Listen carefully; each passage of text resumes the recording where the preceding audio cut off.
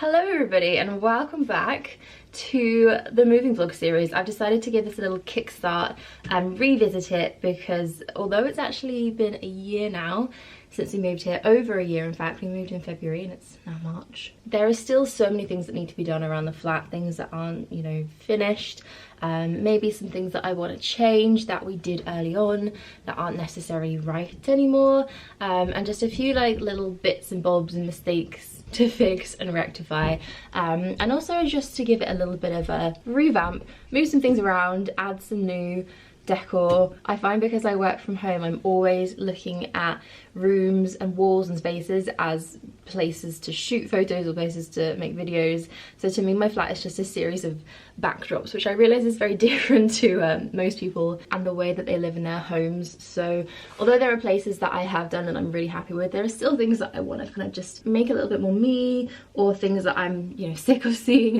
and want to change. So that is what we're going to be doing over the next couple of moving vlogs. So my first project is going to be this room here. This is my hallway. It's a very odd space. It's right in the middle of the flat and it has lower ceilings than the rest of the rooms. It's a bit dark, there's no natural light that really gets in here, and it's just a bit of a funny shape as well. So last year we decided to paint this a dark colour. Now I had really wanted to explore using dark colours, and I thought this was the perfect room to do it, because some really great advice that I heard is that if you have a dark room, just kind of embrace it and go with a darker colour. So that is what we did here. We decided to go for the very classic Farrow Hague blue. It was definitely a struggle finding some Hague blue here in North London. I feel like everybody's living rooms are probably painted in it. So that's what we did. I spent about a week last year kind of just going through the process of repainting the walls. They were originally just a very kind of off white greyish colour, which I feel like was a little bit drab for this darker space. So I was really excited about the way that the dark blue walls were going to look. And at first I absolutely loved them. I thought they worked so well in the space. The one thing that I did notice while I was painting is that the Farrow paint was very, very thin. So it really took a lot of coats and I struggled to get something that was very even and uniform across the whole wall. And I started to notice, you know, a month on, a few months on, that the walls were looking way more patchy than they did when I finished painting. Now, I don't think I'm alone in having this experience with Farrow. It turns out that unless you prime with one of their priming undercoats and really do, you know, a good 4-5 coats, this can happen. And especially on the walls we have here, which aren't the best, they're a little bit textured, and with a darker paint you really did notice. So I knew that that was something we had to change and sort out. The rest of this flat is very much kind of neutral tones, earthy colours, and I decided that navy blue probably wasn't the best to fit in with all of that. And here we are now. We're at the stage of the walls being repainted. I'm so happy with the colour we've gone through. So I'm going to flash you back now to a few weeks ago where I went through the whole painting process and my reasons for picking this colour. The story behind this is that I saw a colour I loved from Farrow and Ball. Like I said, their paint, I liked it to begin with. I didn't really notice much of a difference until I tried something else, and I'm really not happy with the way it's worn in this room. Something's just gone wrong. So I originally got the colour that I wanted, which is called Treron, and then what I did here is have it colour matched by B&Q in a Valspar paint. So much more affordable, and I purposely only did one coat of each on here, and you can see the difference. This is the Farrow Ball. I mixed it, I stirred it, I did everything right, and it's just so patchy. It's because it's a very thin water-based paint. So this is just one coat of the Valspar colour match Treron paint. I think the colour is great. I actually prefer this one slightly. It's just a little bit different, but I think it's because this one's so patchy. And look at the coverage on that. It's beautiful, wonderful. No patches. With a second coat, that would be absolutely perfect. So that is the decision I have gone for.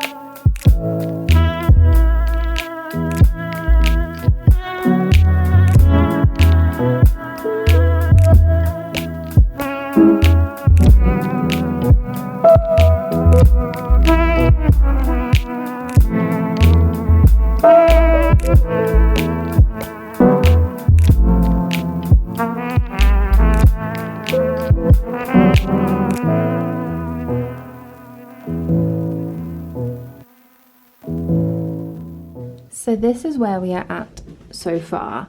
All the walls now have had 2 coats. That is literally all it took.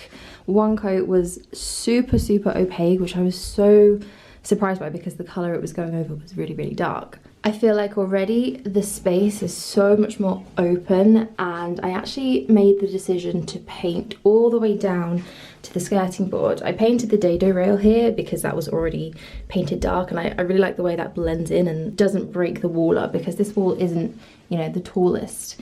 So I went all the way down, in fact, and painted the skirting boards, and I was a little bit unsure about this, but I'd seen some pictures on Pinterest, and honestly it has made such a difference in here. It's really made the room feel a lot bigger and a lot taller because they were quite wide. I've still got a second coat of this to go, hence the masking tape.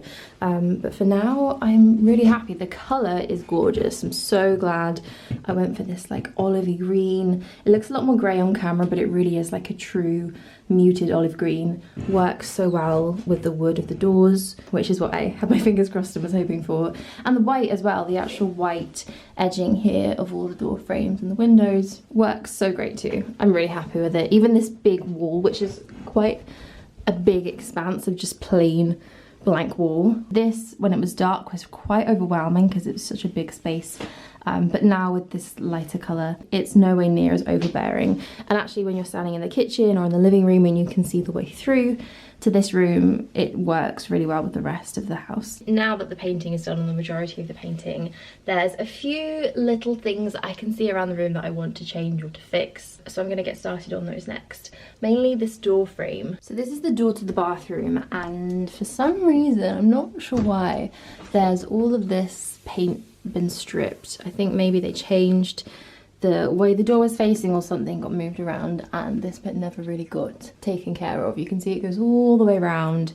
So this is going to need, I think, some sanding because it's still quite rough. There's some like big lips of paint here, and then I'm just going to go over it with white and try and clean this up because I think it really will make a lot of difference. I also have a couple of these handles left over. If you remember my bedroom makeover, I use these to change up my dresser, and honestly, handles, they're so inexpensive, they're really easy to find, some cool ones like this, and they make the biggest difference if you're wanting to change some wardrobe doors, some drawers, anything like that. They're honestly like the quickest, easiest fix with minimal effort required. So this is the boiler cupboard. This is where our boiler and bits and pieces like that are stored, and it has these kind of, you know, old-fashioned wooden round handles, and I think just by swapping these over for these black matte ones is going to make a lot of difference. There's only 3 of them here, so it's going to be a really easy job, and luckily I have enough of these left over to do that. So then we have this mirror here. Now this usually lives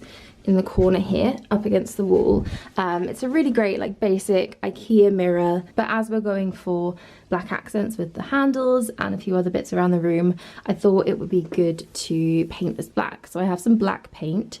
It's going to be a really easy job. Normally I'd spray paint something like this, but a mirror can be a little bit more of a faff to do that with because you have to tape it up and make sure all of this is covered so you don't get paint on it. Whereas if I just paint it with a brush, it'll be a lot easier, and I already have a little pot of black paint that is going to work perfectly for this. My final job in here, which is actually the biggest, there's a bit more to this one, is to tackle this situation. There is a tumble dryer in our hallway. Obviously I am beyond grateful and thankful to even have a tumble dryer. It is such a luxury, especially living here in London, and I use it a lot, you know. It really enriches my life. The problem with this is that it does kind of stick out a little bit. There's this beautiful bookcase above it with these baskets where we do some more like storage for laundry and things, and then the tumble dryer just sort of sits there at the bottom.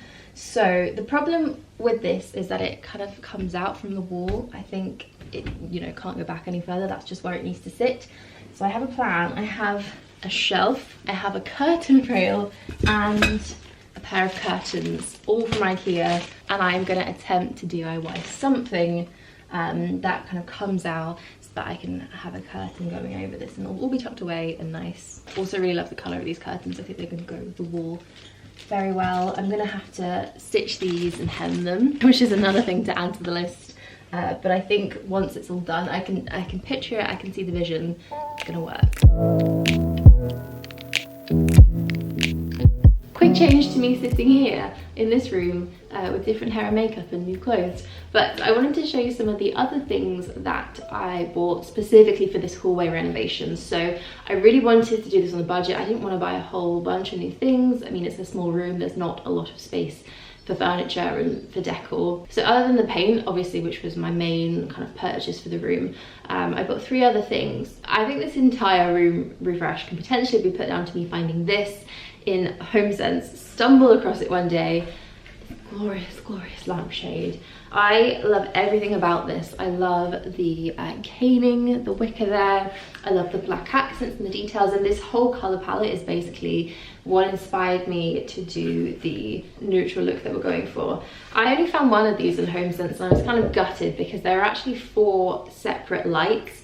I reinstalled some like gold hanging pendants with these beautiful big Edison bulbs, and the thing about them is they are quite bright, and I've tried to use a dimmer bulb, but I think there's something not as cozy about having just an exposed bulb. You know, it's a look that I love the idea of, but actually in reality it's not the best. So I thought a lampshade would be the easiest way to fix that, and these just go over those really easily, so I don't have to change out the light fitting. And I actually went onto the TK Maxx website where they have a small selection of homeware and found 3 more of these. I've never added something to my cart and checked out so quickly because I didn't want them to go, but I think that's a great tip. If you find something in TK Maxx or HomeSense that you love and there's not enough of them, always check online because they'll sometimes be stocking it there too, and you can just get them delivered. So I have 3 more of these. I've kept these in the plastic because I don't want to ruin them. So those 4 were my first purchase.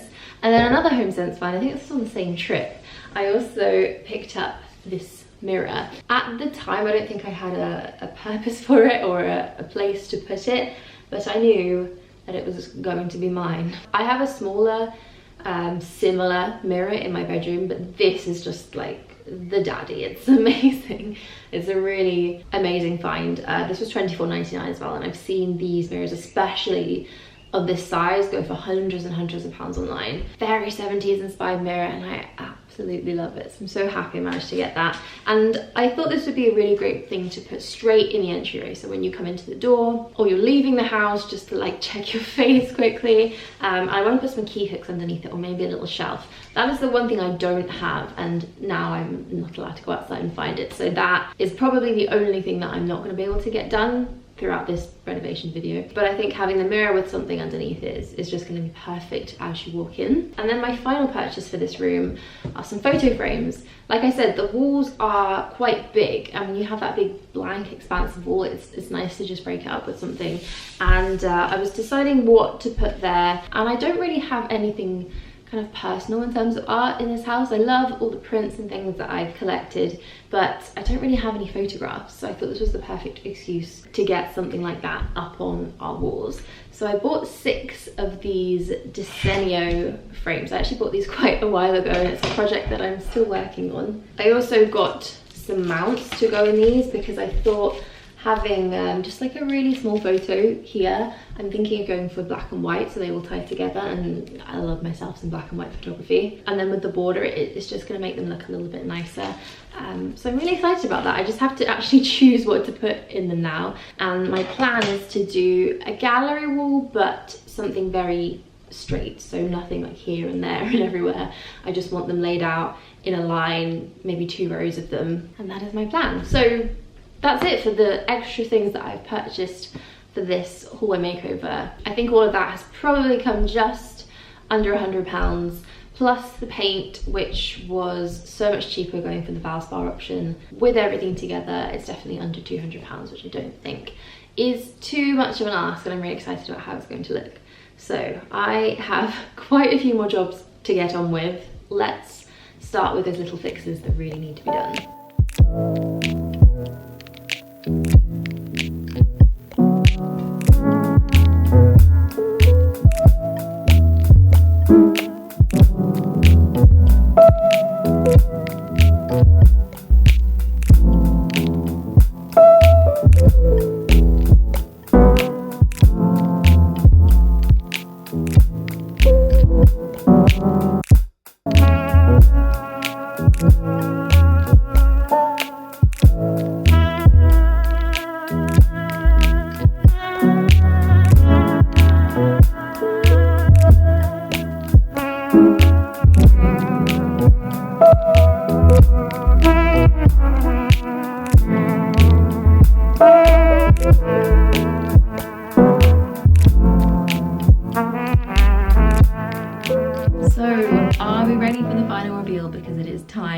2 days of solid painting, DIYing, screwing things to walls. It feels like a completely different room. It feels like a very grown-up version of what it was. I'm so happy with it, so let's take a look around.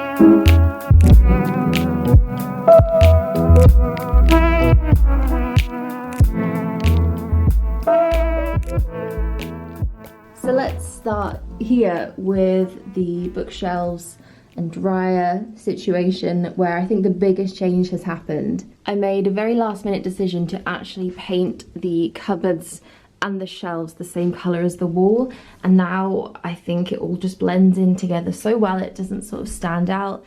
These cupboards look a lot more hidden, and I love the way this colour looks on the bookshelves. It works so well. It was a very last minute spontaneous choice that I made, and one that took ages because, oh my god, painting shelves is not easy. But I'm so glad that I did it because I love the way it looks. So this is the curtain that I put up in order to cover up the dryer. It just pulls back really easy and simple when you need to use it. It even kind of like tucks away in the corner there. I'm so happy with the way this has turned out, and it was really, really easy to put together. So you may not be able to tell, but this here is the shelf, the Ikea, I think it was actually a picture ledge, which I mounted to the bottom shelf. I also filled in the gaps so you can't see where it joins, and then painted.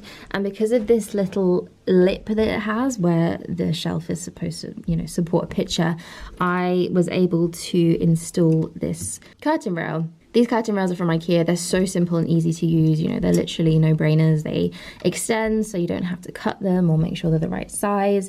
And then I just got these little clip-on hooks, which I attached to a curtain. Now, this curtain was a lot longer, and all I had to do was hem it. So I measured how long I needed it, and then I just used a really simple iron-on hemming patch, which is, you know, the easiest thing to do for curtains. You don't need to sit there and sew them, because actually I think the hems have turned out pretty well. They're the perfect length, and this curtain almost looks as if it was made especially to be here. That's what I think anyway. So this little area, I'm so glad with the way this turned out. I think it looks great. And then the last thing I did here was change over these handles.